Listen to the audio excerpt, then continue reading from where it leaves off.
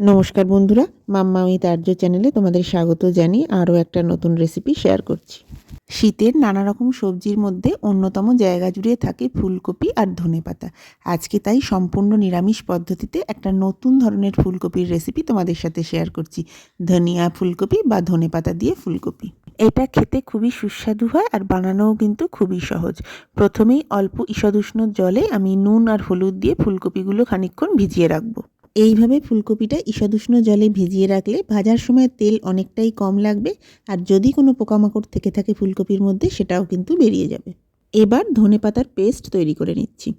ধনেপাতাগুলো ভালো করে ধুয়ে পরিষ্কার করে মিক্সির জারে দিয়ে দিলাম, সাথে একটা কাঁচা লঙ্কা দিলাম।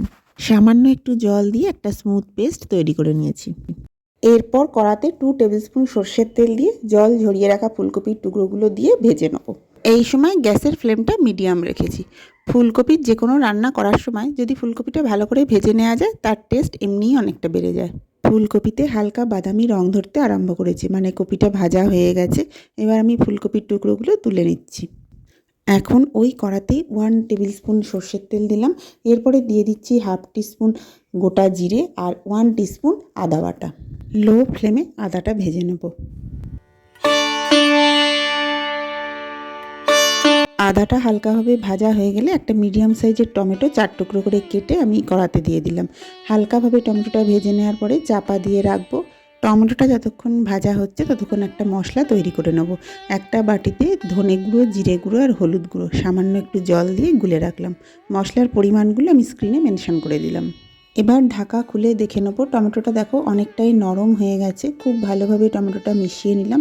এরপর যে মশলাটা তৈরি করলাম সেটা দিয়ে দিচ্ছি। মশলাটা দেওয়ার পরে সবটুকু খুব ভালোভাবে মিশিয়ে নেব। এই সময় কিন্তু গ্যাসের ফ্লেম লো রেখেছি। মশলাটা ভালোভাবে কষিয়ে নিয়ে চাপা দিয়ে মিনিট 3 জন্য রাখবো। মিনিট 2 পরে ঢাকা খুলে মশলাটা ভালোভাবে কষিয়ে নিচ্ছি। এইভাবে লো ফ্লেমে মশলাটা কষিয়ে নিতে হবে। আর এখনই দিয়ে দিচ্ছি স্বাদ মতো নুন।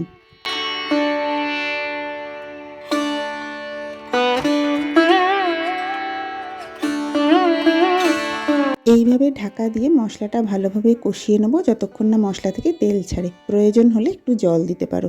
আমি যে বাটিটা মশলাটা তৈরি করেছিলাম সেই বাটিটা ধুয়ে অল্প একটু জল দিলাম। এভাবে মশলাটা আরও একবার কষিয়ে নিয়ে ঢাকা দিয়ে রাখলাম। মিনিট 2 পরে ঢাকা খুললে দেখো মশলাটা কিন্তু অনেকটাই রেডি হয়ে গেছে। তেল ছেড়েছে মশলাটা থেকে। তখনই আমি ভাজা ফুলকপিগুলো দিয়ে দিচ্ছি। ফুলকপিটা দেওয়ার পরে মশলার সঙ্গে খুব ভালোভাবে মিশিয়ে দিতে হবে। এভাবে মশলার সঙ্গে কপিটা কষিয়ে নেওয়ার পরে আমি ঢাকা দিয়ে মিনিট 2 জন্য রাখবো। যেহেতু ঢাকা দিয়ে আমি ভাপেই রান্নাটা করছি সেই জন্য গ্যাসের ফ্লেমটা কিন্তু একদম লো রাখতে হবে।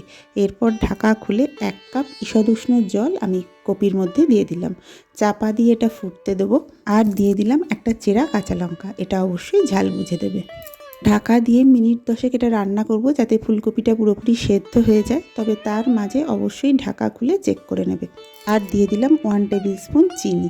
চিনি দেওয়ার পরে সবটা খুব ভালোভাবে মিশিয়ে দিচ্ছি। এবার দিয়ে দেবো যে ধনেপাতা আর কাঁচা লঙ্কার পেস্টটা রেখেছিলাম সেটা। ধনেপাতার পেস্টটা দেওয়ার পরে খুব ভালোভাবে সবটা মিশিয়ে দিচ্ছি। তবে ধনেপাতা দেওয়ার পরে আর খুব বেশিক্ষণ ফোটাবো না। চাপা দিয়ে মিনিট 2 রাখবো আর তাহলেই দেখো একদম রেডি হয়ে গেছে। সবটা খুব ভালোভাবে মিশিয়ে নিয়ে গ্যাসের ফ্লেম বন্ধ করে দিলাম। চাপা দিয়ে এখন 2 মিনিট স্ট্যান্ডিং টাইম দেবো, তাহলেই রেডি। এই শীতেই তাহলে এটা বাড়ির সকলের জন্য একবার বানিয়ে ফেলো। রুটি, পরোটা, লুচি যে কোনো কিছুর সাথেই দারুণ লাগবে।